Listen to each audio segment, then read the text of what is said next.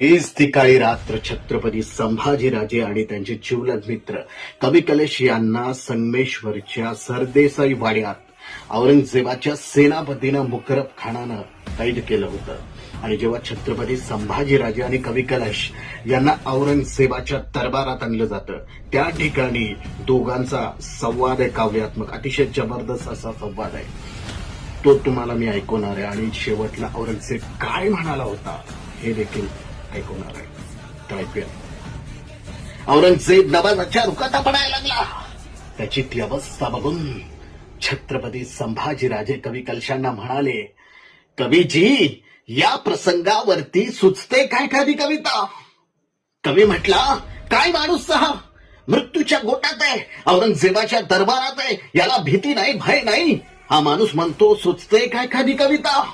कवी म्हटला, हा हा हा राजन, राजन, तुम हो सांचे क्या खूब लड़े हो जंग, देख तुम्हारा तेज तखत तेज औरंग। औराजे काय लढला तुम्ही जंग, काय तुमचं तेज, काय तुमचं शौर्य। तुमचं तेज आणि शौर्य बघून औरंगजेब स्वतःचं सिंहासन त्यागून तुमच्या समोर येऊन गुडघे टेकून बसलाय। चुप, कैद में है तुम हमारे, औरंगजेब के दरबार में है तू। बता संभा, कहा रखी है लूट, कहा रखा है खजाना? अरे हिंदुस्तान आमचा खजाना, मागणार नाही तुझ्यासारखे, होणार नाही भिकारी।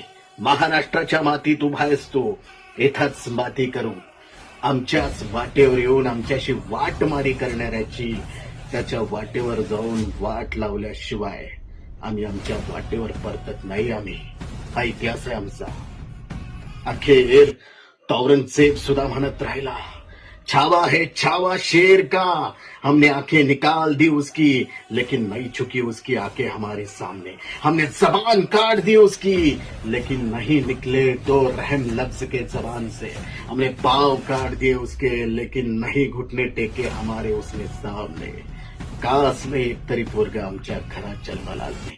अरे तुझ्या पोटी कसा येईल संभाजी? संभाजी येईल तर सह्याद्रीच्या कड्यावर। आणि औरंग्या, तुझ्या नरड्यावर याद रख, शेर शिवा का छावा था, महापराक्रमी परम प्रतापी एक ही शंभू राजा था। त्या अशा राजाला माझं नमन, धन्यवाद।